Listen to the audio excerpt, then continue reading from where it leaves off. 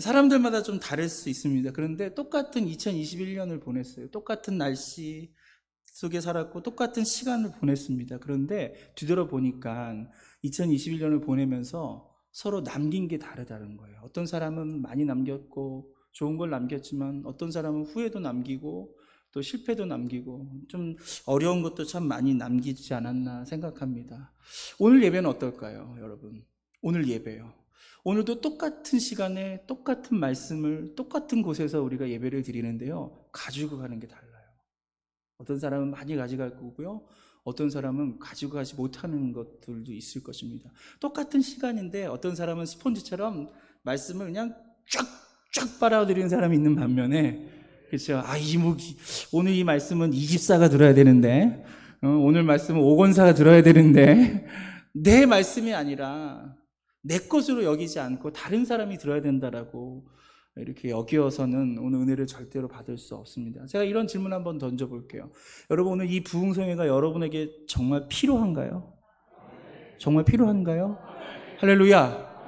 여러분, 이 부흥성회가 필요해야 돼요. 왜냐하면 내가 응답받아야 되거든요. 내가 치료받아야 되거든요. 내가 축복받아야 되거든요. 그래서 하나님 열어주신 거예요. 똑같은 수요일입니다.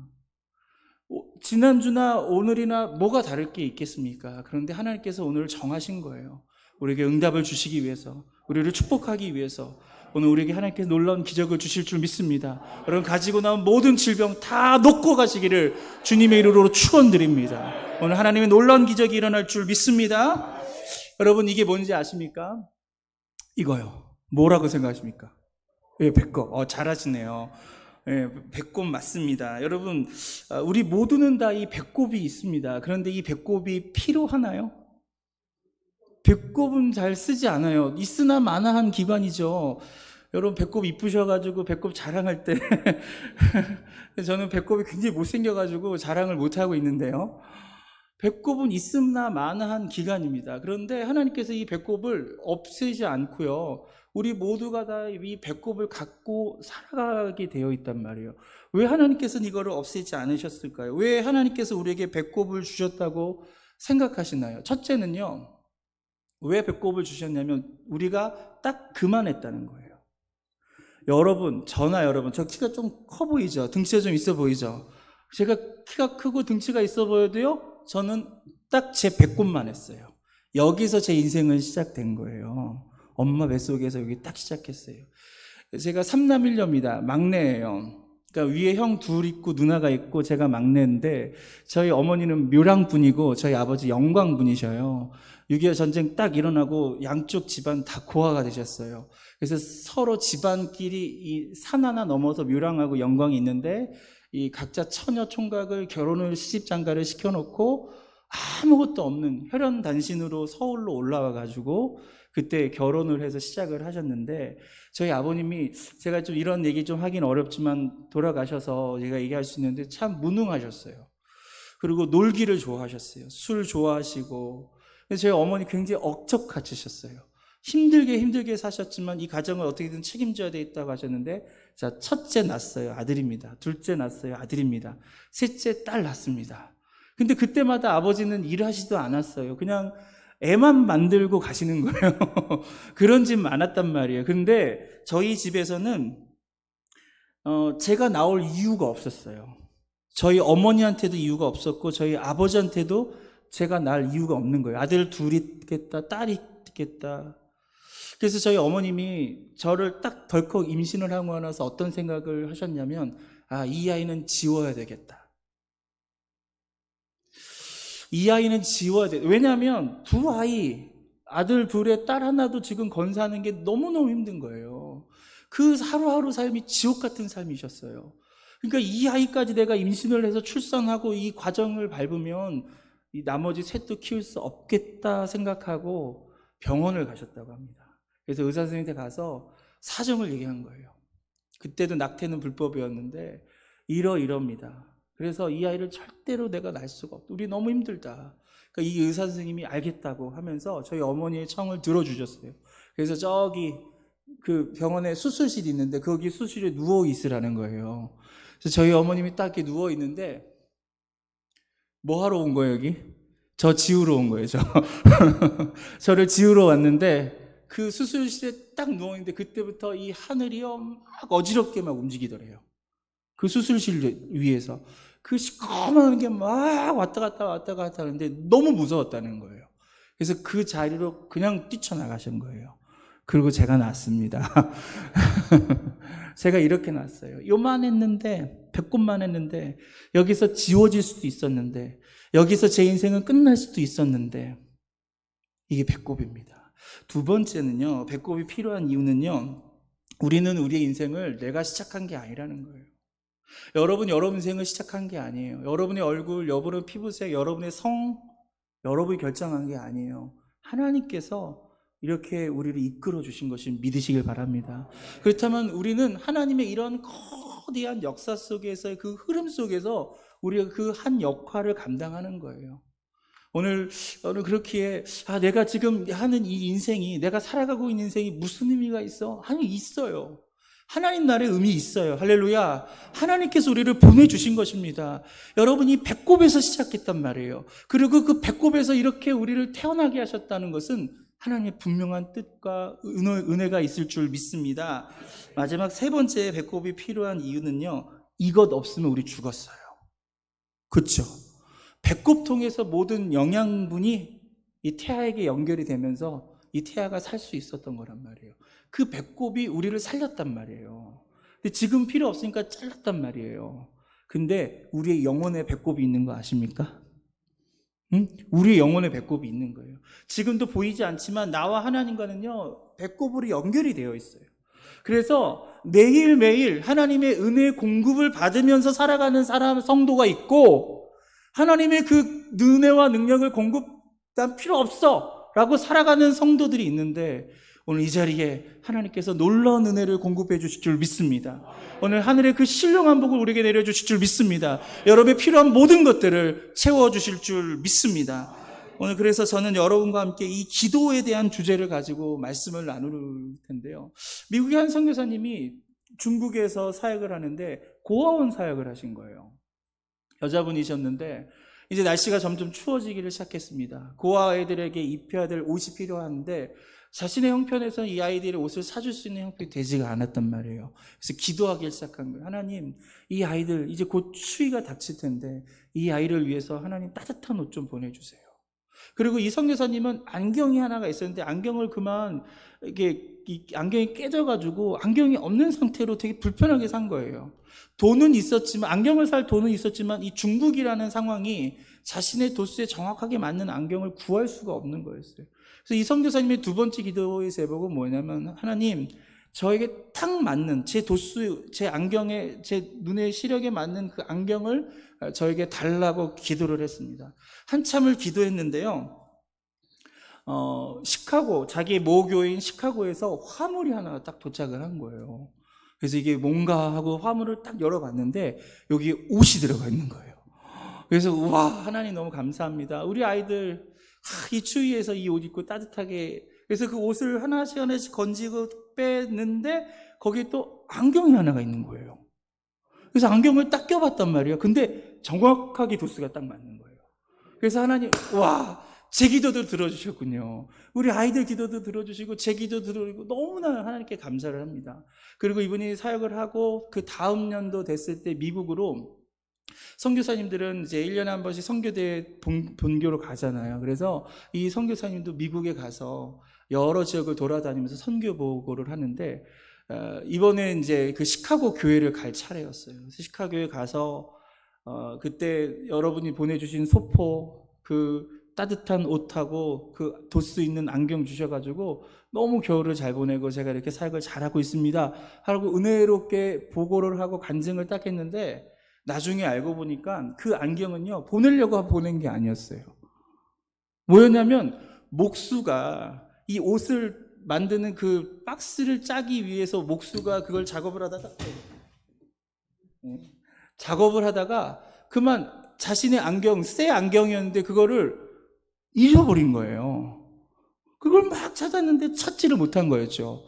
어떻게 찾을 수가 없는 상황이라서 그냥 그거를 덮어버리고 그냥 보낸 겁니다. 근데 그게 누구한테 간 거예요? 누구한테 간 거예요? 선교사님한테 간 거예요. 여러분 잃어버린 거 찾지 마세요. 꼭 하나님께서 필요한 사람에게 주실 줄 믿습니다. 이 선교사님의 두 가지 기도 제목은 이렇게 정확하게 응답된 것을 믿으시길 바랍니다. 기도하면 응답 받습니다. 오늘 이 시간이 응답의 시간이 될 줄 믿습니다. 그래서 기도하면, 오늘 설교 제목이 뭐냐면 기도하면 달라지는 거. 한번 따라할까요? 기도하면 달라지는 것. 도대체 뭐가 달라질까요? 기도하는데 뭐가 달라질까요? 첫 번째는요, 결론이 달라진다. 여러분, 기도하는 사람은요, 결론이 달라집니다. 그래서 기도하는 사람은요, 성급하게 결론을 내지 않아요. 아무리 상황이 어려워도요, 사방으로 우겨쌈을 당하고 눈에 보이는 것이 없고 귀에 걸리는 것이 없고 손에 잡히는 거 없어도요, 쉽게 결론을 내지 않습니다. 하나님이 일하십니다. 반드시 역사하시다는 그 믿음을 갖고 결론을 내지 않아요. 그런데 기도를 안 하는 사람은요, 쉽게 결론을 내버려요. 에이, 안 돼, 못해, 내가 해볼 만큼 해봤어, 난 이거 치료 못 받아, 우리 아이 안 돼. 너무 성급하게 결론을 내리는 걸 보면요, 우리가 기도를 하고 있지 않기 때문에 그렇습니다. 요즘 세상 사람들은요, 각도 얘기를 참 많이 합니다. 이것은 무슨 각이야, 그런 표현을 많이 써요. 보면 이게 포병 언어거든요. 포가 지금 이 각도에서 쏘면요, 이렇게 포가 날아가가지고 이렇게 하는 겁니다. 근데 지금 저 각도보다 더 세우면요, 더 짧게 떨어지게 돼 있고요, 이 각도보다 조금 더 눕히면 더 멀리 가게 되어 있는 거예요. 그러니까 포의 각도가 있는 거죠. 이렇게 쏘면 뚜뚜뚜뚜뚜뚜뚜 해서 정확하게 여기 딱 떨어진다는 거예요. 이게 각이라는 거예요. 그러니까 어떤 일을 딱 할 때 보면요, 뻔하다. 이렇게 살면 뻔한 거예요. 이렇게 일이 진행되는 거 보면은 뻔한 거예요. 그래서 그걸 각이다라고 표현을 합니다. 여러분, 이번에 우크라이나 전쟁 전에 러시아가 어떻게 했죠? 모든 탱크를요, 우크라이나 근접에 다 몰아놨어요. 그러니까 외신들이 뭐라고 하는 거예요? 이거 전쟁 날 각이다, 그렇게 했습니다. 여러분, 이번에 오미크론 변이 때문에 40만 명이 막 육박할 때 무슨 각이었어요? 전 국민이 다 걸릴 각이었어요. 그래서 권 목사님도 걸렸고, 저도 오미크론에 걸리고, 저희 집 가족들 다 고생하고 그랬는데, 여기 계신 분들 다 건강하시죠? 네, 그러니까 각이라는 건 뭐예요? 뻔한 그 결과가 있다라는 거예요. 근데 우리는 인생을 살면서 너무 쉽게 결론을 내버립니다. 에이, 내가 이렇게 살아봤더니 안 되겠어, 못하겠어, 내 기도 하나님 응답해주지 않는 것 같아, 내 병, 난 이렇게 살다가 그냥 죽는 것 같아. 여러분, 너무 쉽게 결론 내지 않습니까? 여러분, 너무 쉽게 여러분 인생을 포기하고 있지 않습니까? 왜 사람들이 자살을 하죠? 여러 이유가 있을 거예요. 그런데 그 중에 상당 부분은요, 지금 이대로 살아가봤자 소용이 없다라는 거예요. 결론을 내버리는 거예요. 여러분, 결론은 여러분이 내는 게 아니에요. 결론은 하나님이 내시는 거예요. 할렐루야. 여러분의 인생의 결론은 여러분 스스로가 내는 것이 아니라 하나님이 내주실 줄 믿습니다. 저는 여의도 순복음교회 경인성전 담임 목사라고 있습니다. 그 큰 여의도 순복음교회를 이제 사역을 하고 있는데, 여기에 많은 성도님들과 상담을 하는데, 제가 과거에는 경험하지 못했던, 최근에 이제 이 젊은 세대들과 상담을 하면서 느끼는 게 뭐냐면, 저희 어머님도 저를 지우려고 그러셨단 말이에요. 그래도 억척같이 살았어요. 여러분, 지금 여기 앉아 계신 부모님 세대들, 여러분 옆에 신랑분이 계시겠지만, 신랑이 20년, 30년 전에는 괜찮으셨나요?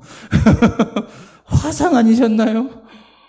다 그랬어요. 다 어려움이 있었어요. 신앙생활 하는데 다 어려움이 있었단 말이에요. 그런데 십자가 붙들고 눈물을 흘리면서 포기하지 않고 내 남편 안수집사 만들고, 내 남편 장로 만들고, 내 남편 목사 만든 거 아니에요? 그래서 우리가 여기까지 왔어요. 이게 우리의 한국 교회의 모습인데, 지금 젊은 세대들, 젊은 신앙인 분들, 조금만 싸우고 조금만 어려움이면 저한테 와서 상담하는데, 목사 이제 이혼하고 싶어요, 그러는 거예요. 안 되죠, 그렇죠? 왜 이혼을 하고 싶은 거죠? 결론을 내버린 거예요. 이렇게 살아봤자 이 남편 안 바뀌어. 결론은 너무 쉽게 내는 거예요. 여러분, 결론은 내가 내리는 게 아니라 하나님 내리는 거라니까요. 하나님 주시는 그 결론, 그 끝까지 보기 위해서 우리는 기도하고 또 기도하고 십자가를 붙잡고, 할렐루야, 눈물 흘리며 기도하고요. 저희가 다 교회를, 저희 형제들이 다 교회를, 둘째 형만 교회를 안 다녔어요. 저희 둘째 형이요, 저희 집안 식구 중에 제일 똑똑했어요. 육군사관학교를 나오고 저희 엄마 말도 너무나 잘 들어서 어머니도 너무 좋아하고, 그런데 교회를 안 다니는 거예요. 그때가 대위 때였어요. 대위 때. 저희 어머니 교회를 다녀라, 교회를 다녀라, 교회를 다녀라. 그래도 엄마, 난 교회 안 다니까. 내 주먹을 믿으면 주먹을 믿었지. 왜? 자신이 있었거든요. 똑똑하니까, 육군사관학교 다니니까, 지금 대위니까 앞에 창창하단 말이에요. 난 주먹을 믿지 절대 하나님 안 믿어. 이런 사람이었어요. 근데 이 형에게 어떤 일이 벌어졌냐면요, 이 자기가 이끄는 부대에서 이렇게 사격 훈련을 갔는데, 군대는 소위 고문관이라는 사람들이 있습니다. 좀 약간 좀 이렇게 덜 떨어진 분이셔요. 근데 총을 보면 보통 사로에 들어가서 정면만 향하게 돼 있습니다. 절대로 총구 방향을 왼쪽이나 위로나 뒤로 빼면 안 되는데, 이분이 이게 사격을 훈련하다 총이 안 나가는 거예요.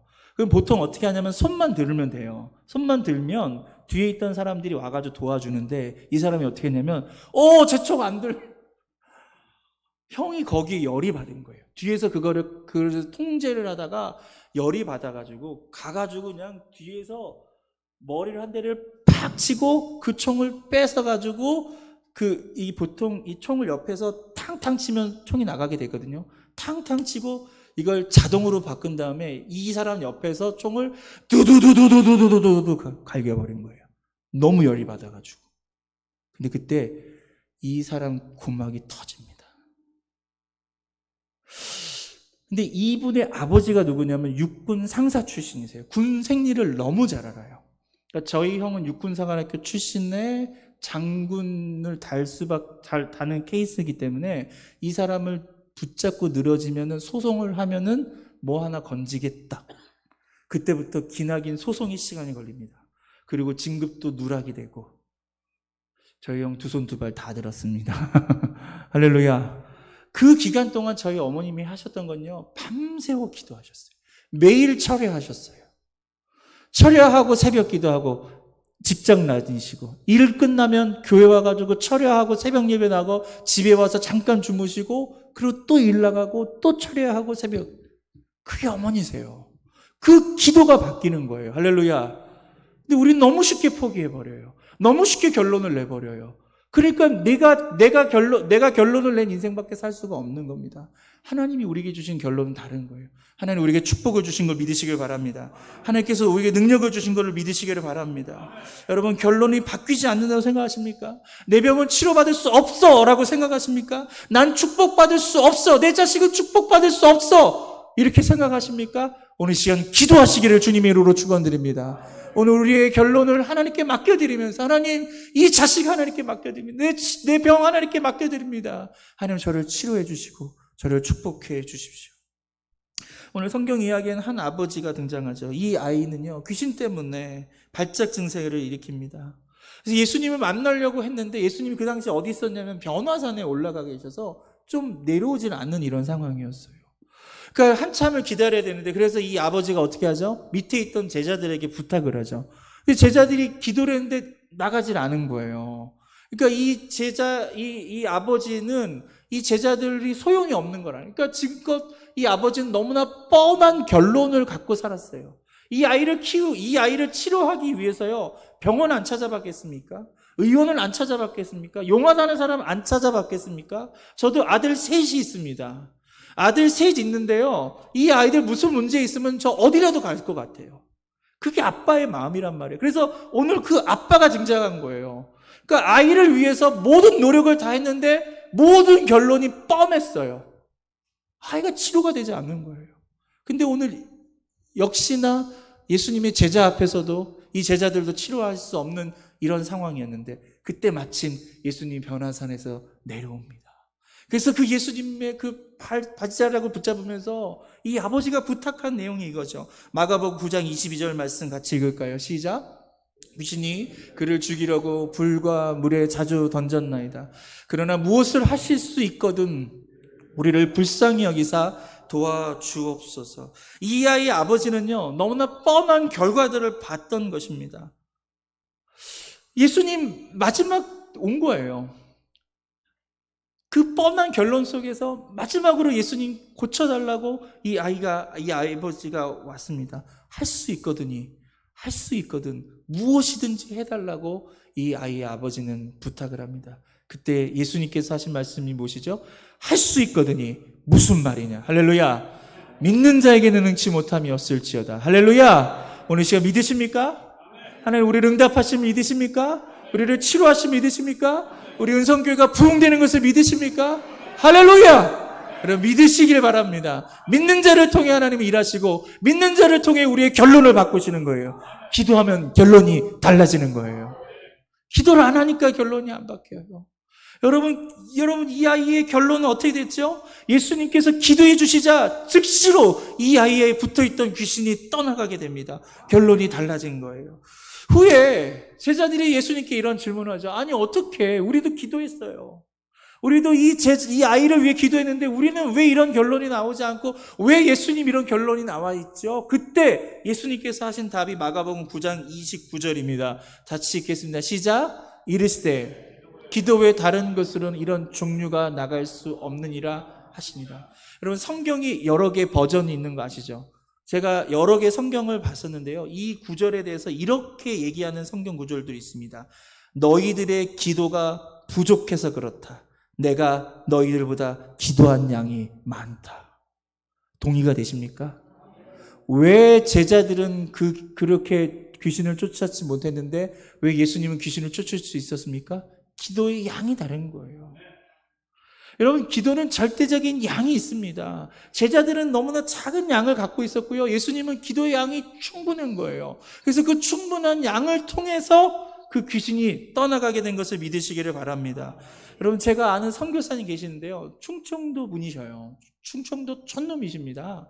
제가 한번 방학 때 같이 한번 휴가 때 같이 갔었는데요. 진짜 깡 시골에 있는 거예요. 그 시골에 이 비닐하우스가 하나 있는데 저녁에 밥 먹고 나서 보통 이제 쉬는데 이 목사님은 기도 생활을 하시더라고요. 그 늦은 밤인데 어디 가냐고 물어봤더니 기도하러 간다는 거예요. 그래서 어디로 가냐니까 저기 옆에 비닐하우스 있는데 거기 가서 기도한다는 거예요. 그래서 가시라고 저는 좀 쉬겠다고 저는 쉬었단 말이에요. 그래서 근데 그분이 뭘 기도하느냐 제가 궁금했어요. 이 늦은 시간에 저 비닐하우스에 들어가서 휴가 왔는데 뭘 기도하는가 이렇게 들어봤어요. 근데 뭐라고 기도하느냐 봤더니 다른 기도를 안 하시더라고요. 뭐냐면 딱 똑같은 단어를 계속 기도하시는데 뭐라고 하냐면 결혼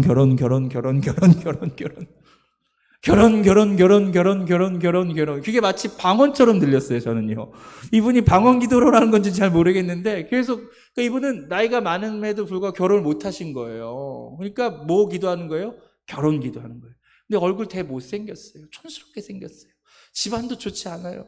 그리고 가난한 신학생이란 말이에요. 누가 이 남자를 남편으로 믿고 그럴 정도였는데요. 근데 이분이 이렇게 결혼 기도하는데 한 번은요 이분이 버스 전도를 간 거예요. 버스 전도. 예전에 버스 전도 많이 했단 말이에요. 그래서 버스를 타서 복음을 전도하는데 한 여성에게 가가지고 예수 믿으라고 하는데 이분이 이걸 딱 받은 거예요. 전도지 보통 뿌리치단 말이에요. 그래서 이 사람을 쫓아갔대요. 쫓아간 거예요. 이 사람도 교회도 한 번도 다니지 않는 사람인데 그 당시에 MBC라는 방송국에서 근무를 하셨던 분이더라고요. 이분이요. 아주 꽤 인텔리였습니다. 근데 이분하고 결혼을 했어요. 할렐루야. 우리 하나님께 박수로 영광 돌리겠습니다.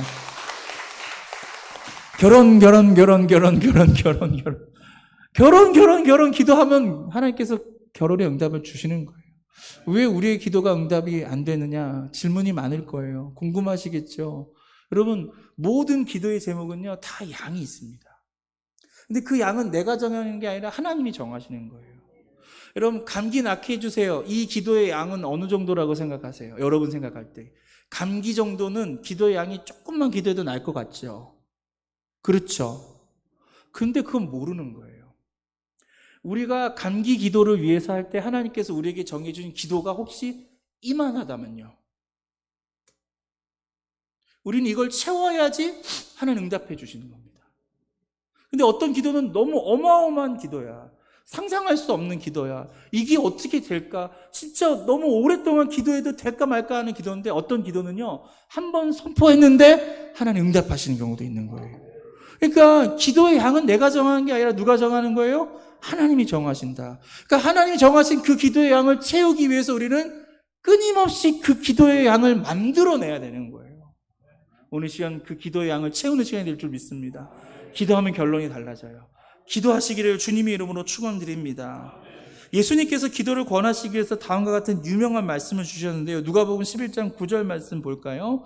누가복음 11장 9절 시작. 내가 또 너에게 이르노니 구하라 그러면 너에게 주실 것이요 찾으라 그러면 찾아낼 것이요 문을 두드리라 그러면 너에게 열릴. 기도에 대해서 구하고 뭐예요? 찾고 문을 두드리는 겁니다. 그러니까 기도가 세 가지 형태가 있는 거예요. 이건 점층법입니다. 가면 갈수록 더 강해지는 거예요. 처음 기도는 뭐예요? 구하는 기도예요. 이건 입으로만 하는 기도예요. 여러분, 입으로만 하는 기도를 통해서도 하나님 응답하실 줄 믿습니다. 아멘? 입으로만 하는 기도를 통해서도 하나님 대부분 응답해 주셔요. 그런데 입으로 기도를 했는데 응답이 없다? 그럼 두 번째 기도는 뭐예요?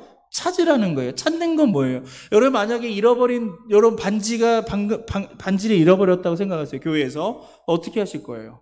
어떻게 하실 거예요? 일어나시겠죠. 돌아다니겠죠. 손을 쓰겠죠. 발로 가겠죠. 고개를 두리번거리겠죠. 뭐예요? 찾는 기도는 뭐예요? 온 몸을 쓰는 기도예요. 아까 구하는 기도는 입술만 갖고 기도하는 거예요. 여러분 그 자리에 앉아서 하는 기도가 구하는 기도예요. 하나님 도와주세요. 하나님 우리 아들 도와주세요. 하나님 이 병 치료해 주세요. 이건 구하는 기도예요. 두 번째 기도는 찾으라는 기도는요. 내 온몸을 써야 되는 거예요.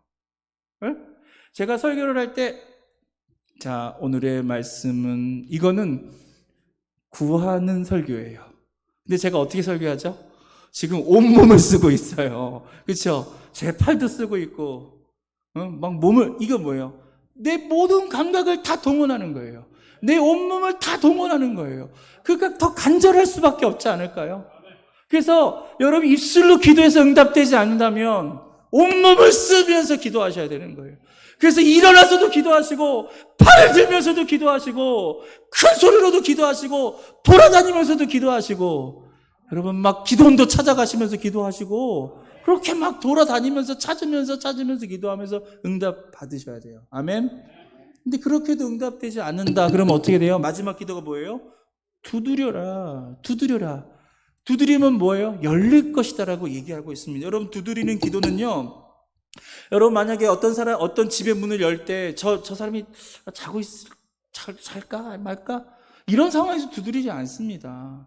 내가 살려고 저 사람이 자든 말든 내가 저 문을 열어야 돼. 이 문을 열지 않으면 난 죽어. 그때 두드리는 게 문이에요. 그렇죠? 안에 있는 사람을 고려하지 않고 내가 죽으면 죽으리라. 오늘 마지막 순간이에요. 이 문 못 열면 난 죽는 거예요. 이게 두드리는 기도입니다. 여러분 오늘 입으로만 구하는 기도, 또 찾는 기도, 두드리는 기도, 어떤 기도 형태일지 모르겠지만 하나님 반드시 여러분의 기도를 들어주시고 결론해 주실 줄 믿습니다. 저희 예전에 용인에 살 때는요, 저희가 아파트가 1층에 저희 집이었어요. 앞에 광장이 있고 또 그 놀이터가 이렇게 옆에 있어가지고 그 동네 애들 또 학교 애들 다 거기서 놉니다. 근데 저희가 집이 1층이니까 저희 이제 첫째도 있고 둘째도 있고 셋째가 다 초등학생들이니까 그 친구들이 놀다가 물 마시고 싶으시면 우리 집에 오고 뭐 화장실 가고 싶으면 우리 집 오고 그렇게 막 들락날락해요. 그래서 저도 뭐라 안 해요. 1층이 집에 있으니까 애들 왔다 갔다 하는 거 편의 시설 제공하고 야 물 좀 갖다 주고 뭐 저 그렇게 하거든요. 근데 유독 한 여성만 들어오면요 집이 막 모래가 막 깔리는 거예요.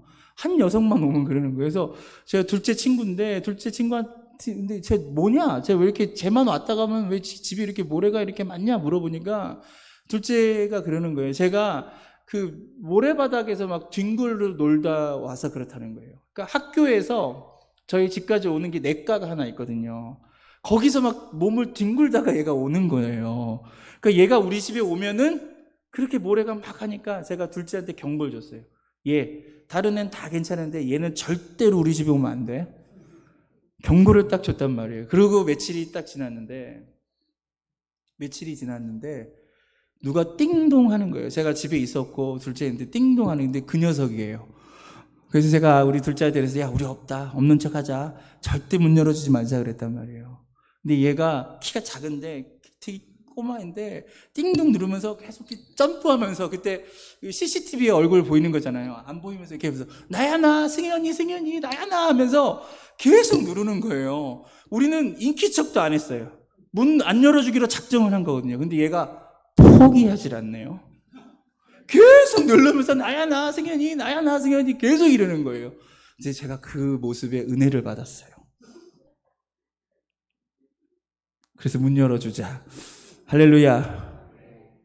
포기하면 끝나는 거예요.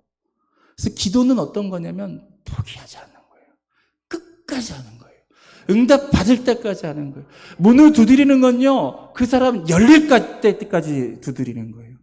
오늘 시간 하나님께서 문을 열 줄 믿습니다. 하나님 열면 닫을 자가 없는 거예요. 하나님의 놀라운 응답이 우리에게 임할 줄 믿습니다. 그래서 기도는 하나님께서는 그런 분명한 그런 양을 갖고 하시는 거예요. 예수님은 새벽마다 기도하셨잖아요. 밤에도 기도하셨잖아요. 순간순간 그 기도의 양을 자꾸만 채워가시고 채워하셨던 분이십니다. 그래서 하나님은 오늘 우리가 이 시간 기도하기를 원하십니다. 우리의 삶의 기도의 응답의 성패는요, 우리의 기도의 양에 달려있는 거예요.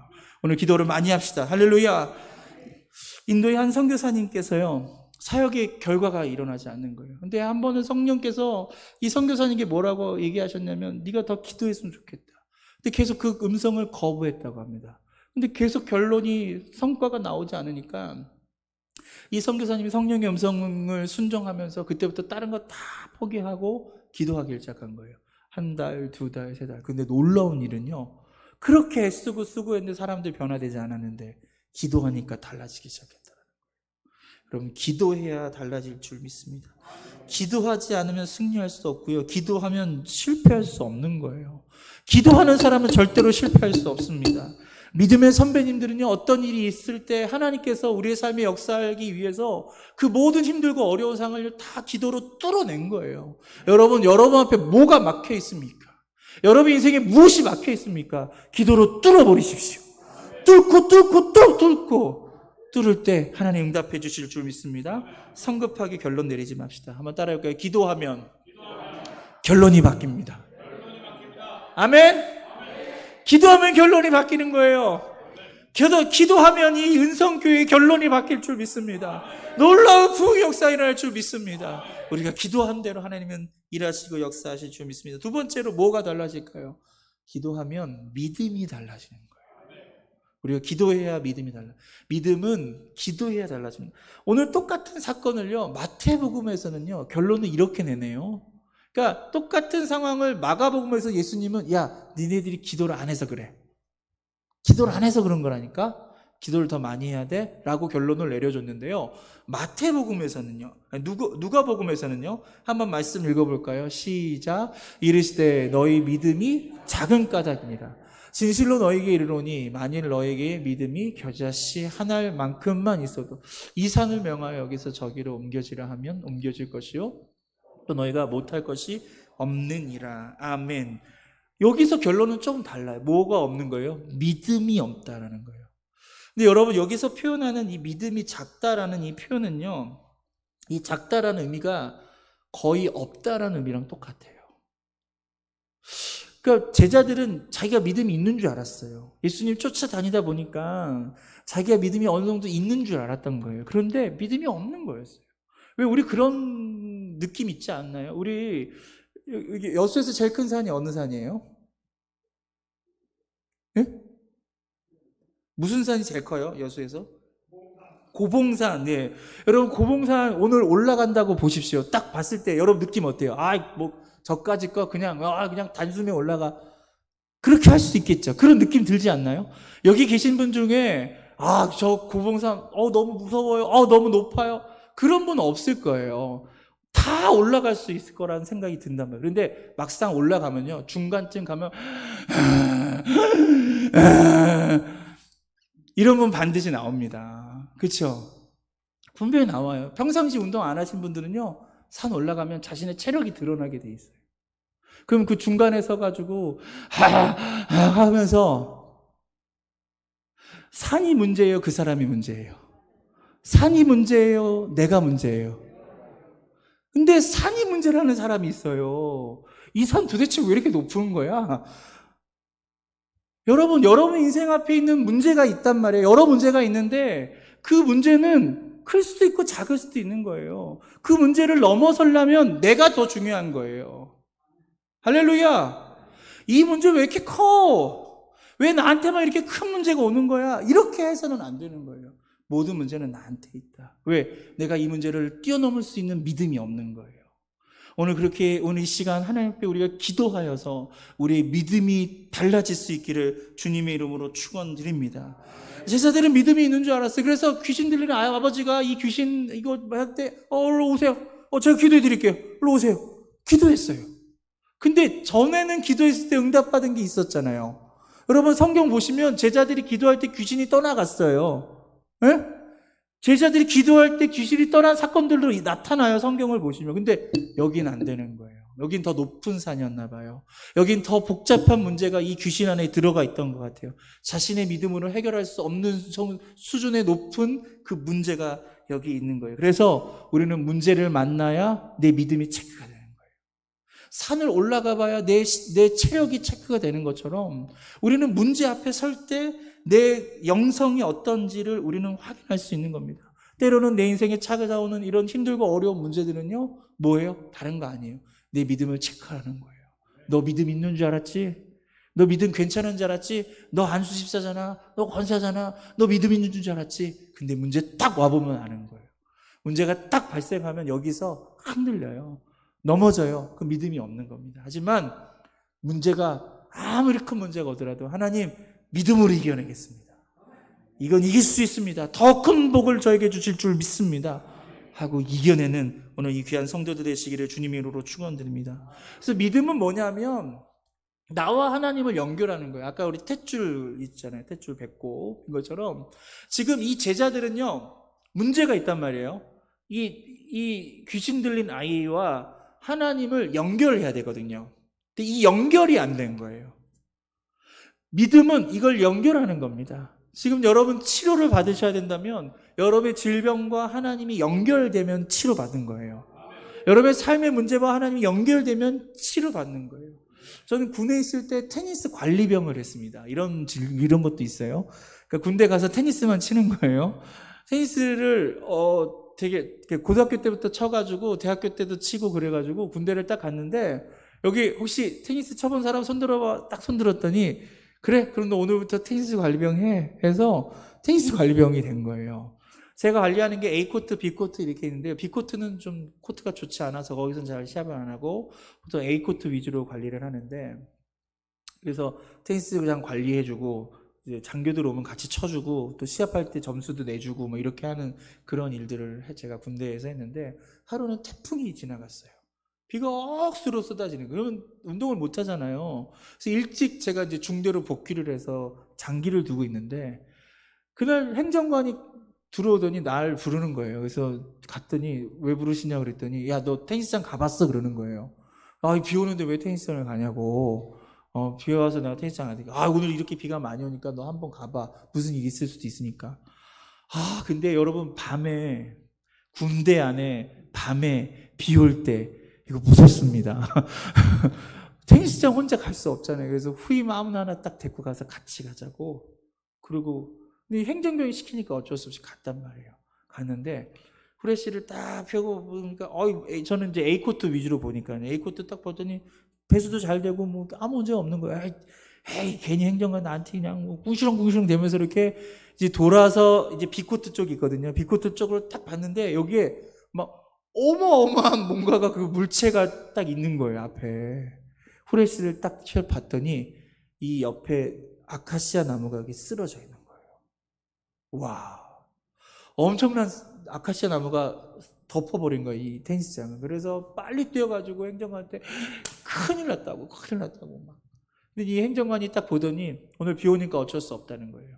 오늘은 할 일이 하나도 없다는 거예요. 그러더니 그 다음날 해가 쨍 하고 쳤습니다. 그러더니 이 행정관이, 저희가 그때 군 자동차 대대였습니다.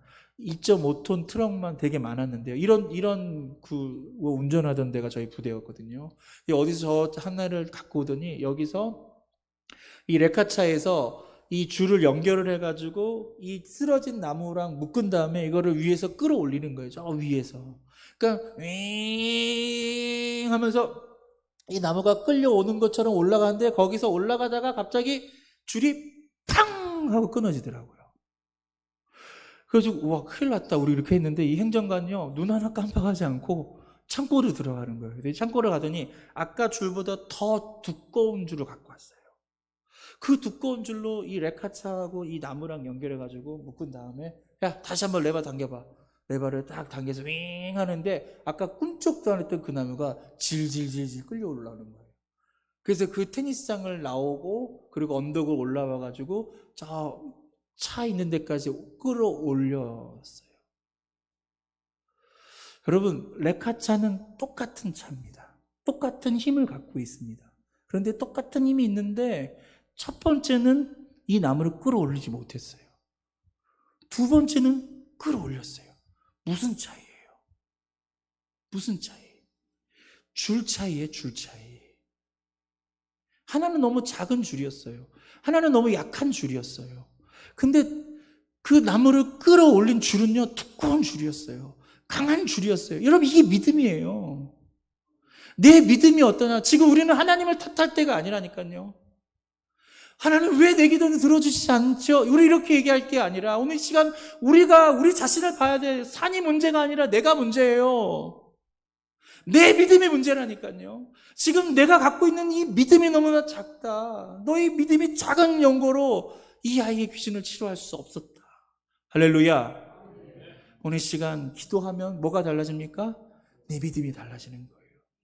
오늘 내 믿음을 다르게 할 수 있기를 주님의 이름으로 축원드립니다. 하나님, 나에게 더 큰 믿음을 달라고 기도할 수 있기를 주님의 이름으로 축원드립니다. 여러분, 서커스 있죠? 서커스. 공중에서 막 그네 타고 막 이런 거 있죠. 지금 보시면 한쪽에서는 점프해가지고 하늘에서 막 한 바퀴 돌고, 그리고 반대편 쪽에서 이렇게 서로에서 딱 잡고 이러잖아요. 근데 이 서커스 하시는 분들이 하시는 얘기가 있는데요. 뭐냐면, 한쪽에서는 점프를 하고 한쪽에서는 그 사람을 잡는데, 이 점프해서 한 바퀴 공중에서 돈 사람은요, 공중에서 돈 다음에 할 일이 뭐냐면 자신의 손을 최대한 뻗고 상대편이 내 손을 잡아줄 때까지 기다려야 된대요. 내가 그 사람을 잡으려고 막 이렇게 하면 안 된대요. 이 사람은 손을 뻗고 기다리는 거예요. 그러면 누가 그 손을 낚아채는 거예요? 반대편에 있는 사람이. 그 반대편에 있는 사람이 그 손을 딱 낚아채가지고, 그리고 이 서커스가 완성이 되는 거예요. 여러분, 오늘 시간 우리가 하나님 앞에 우리의 문제 너무 기가 막히잖아요. 너무 속상하잖아요. 내가 5년 기도하고 10년 기도하고 15년 기도해도 응답하지 못했던 이 문제, 막 내가 하려고 하지 않았나요? 오늘 시간 하나님께, 하나님 이 모든 건 믿음의 문제인데 하나님께 맡겨드립니다. 우리의 손을 들고 기다리세요. 하나님이 내 손을 붙잡을 때까지 기다리시라고요. 하나님 제 손을 잡아주세요. 하나님 응답해 주세요. 오늘 이런 역사가 일어날 줄 믿습니다. 그래서 우리가 기도하면 우리의 믿음이 달라지는 거예요. 마지막 세 번째, 기도하면 초점이 달라집니다. 기도하면 초점이 달라져요. 정말 중요한 포인트예요. 기도하는 사람은요, 초점이 달라진다니까요. 삶에서 만난 모든 문제를 해결하기 위해서 가장 중요한 포인트는요, 내 초점을 옮기는 거예요. 사탄은 우리의 초점을 방해하고 있어요. 우리로 하여금 분산하게 하고 있어요. 이것도 저것도 여러 가지를 보게끔 하는 거예요. 그러니까 집중을 못해요. 여러분, 하나만 딱 보세요. 초점이 흐트러지면 안 된다니까요. 집중력을 흐트러뜨리면 아무것도 일어나는 것이 없습니다. 신앙생활의 진짜 실력은요, 하나님을 어떠한 상황 가운데서도 집중적으로 바라보는 거예요. 오늘 시간 하나님을 바라보시기를 주님의 이름으로 축원드립니다. 여러분, 바라본다는 건요, 방향을 선택하는 거예요. 저 보세요. 화살을 쏘는 사람이 이쪽 방향을 보기로 했다면 이 방향을 결정한 거는 뭐냐면 반대편 방향은 포기한 거예요. 네? 이 사람은요, 바람이 불 수도 있어요. 옆에 관역이 보일 수도 있단 말이에요. 그런데 진짜 훌륭한 궁사는요, 자기 관역만 딱 본다니까요. 그 집중력 있게. 지금 여러분 다른 거 신경 쓸 때가 아니라니까요. 다른 집사람 문제 해결하려고 여러분 관심 갖지 마시고요. 여러분이 지금 응답받을 기도의 제목이 있다면 그거 하나 딱 붙잡고 가라니까요. 결혼. 그거 하나 갖고 기도하는 거예요. 그거 하나 갖고 붙잡고 집중력 있게 오늘 기도하시기를 주님 이름으로 축원드립니다. 골리앗의 이야기는 바로 이 부분을 강조하고 있어요. 골리앗은 거인이었어요. 어마어마한 힘을 갖고 있었어요. 근데 당시에 골리앗과 대적할 상대가 없었습니다. 이스라엘 진영은요 다 두려워했습니다. 어느 누구도 나서지 않았습니다. 왜 그렇죠? 어느 누구도 골리앗과 싸우려고 하지 않았습니다. 왜 그렇죠? 이스라엘 사람들의 초점은 저 골리앗에게 가 있었던 거예요. 저 큰 키에 가 있었어요. 저 근육질에 가 있었어요. 저 사람이 들고 있는 무기에 그 초점이 가 있었다니까요. 근데 그때 누가 등장합니까? 다윗이 등장해요. 근데 다윗은 같은 이스라엘 군인들은 두려워하고 떨고 아무도 나서지 않았는데 다윗은 두려워하지 않고 그 앞에 나갑니다.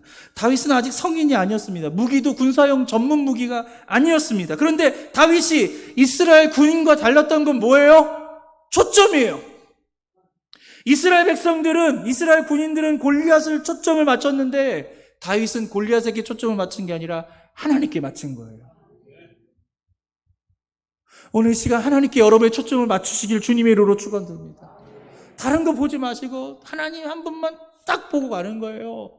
마귀는 계속 우리의 삶을 분산시킬 거예요. 우리의 시선을 계속 분산시키는데 그럼 그러지 마시고 오직 하나님만 바라보시기를 주님의 이름으로 축원드립니다. 근데 어떻게 다윗은 이렇게 하나님께 초점을 맞췄을까요? 다윗이라고 두려움이 없었을까요? 아닙니다. 근데 이런 다윗의 모습 선천적이었을까요? 그것도 아니에요. 여러분, 이 다윗과 골리앗의 싸움은 사무엘상 17장에 나옵니다. 근데 바로 전에 있는 사무엘상 16장에 어떤 사건이 벌어지냐면요. 다윗이 사무엘을 통해서 기름 부음을 받는 장면이요. 한번 읽겠습니다. 시작. 사무엘이 기름 뿔병을 가져다가 그의 형제 중에서 그에게 부었더니 이날 이후로 다윗이 야훼의 영에게 크게 감동되니라. 사무엘이 떠나서 라마로 가니라. 여러분 기름 부었어요. 그때 어떤 일이 벌어지죠? 야훼의 영에게 크게 감동됐다. 이게 뭐예요? 성령 충만. 성령 충만 받은 거예요. 그러니까 성령 충만 받은 사람은요, 초점을 하나님께 딱 못 박아요. 여러분 성령 충만 받으시길 주님의 이름으로 축원드립니다. 성령으로 충만해야 내가 흔들리지 않는 거예요. 성령 충만하면 여러분의 실력 없어도 괜찮아요. 성령 충만하면 여러분 지식이 없어도 괜찮아요. 성령 충만하면 돈 없어도 괜찮아요. 성령 충만하면 아무것도 없어도 괜찮아요. 성령 충만한 사람 보세요. 자신 있다니까요. 왜? 하나님만 보니까.